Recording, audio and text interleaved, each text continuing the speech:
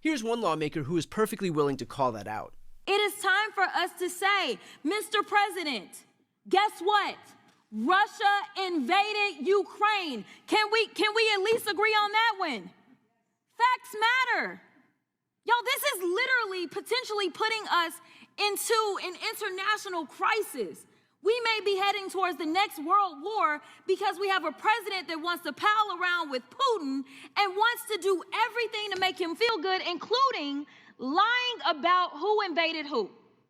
Mr. Chair, I got a minute left, but I really want to yield to any of my colleagues and ask them if they will say today, very basically, that when it came down to the war in Ukraine, that it was not Ukraine that invaded Russia, it was the other way around. Is there anybody in here that has enough courage to say that Russia invaded Ukraine? You can have my time. And this is yet the problem. So look, I know that I have a lot of international viewers, and I have two things to tell you. The first is that you should know that half of this country feels the same way that you do. Know that you have allies here in the United States who still recognize the basic tenets of humanity, of justice, of freedom, of integrity, and of democracy. But the second thing is more important, and that is that it is up to the rest of the world now to fill the void of leadership being left by Trump.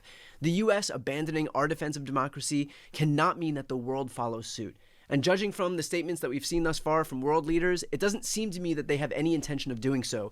But I do hope that the rest of the world doubles, triples, quadruples down on protecting Ukraine, because it's not just about Ukraine. It is about preventing the spread of autocracy. It's about stemming the tide of imperialism. It's about protecting human rights, which require democracy if they're gonna survive. The U.S.'s absence on the global stage is an opportunity for the rest of the world not to shrink away, but to rise up to the challenge. Insofar as I can speak for anyone, you should know that we're rooting for you.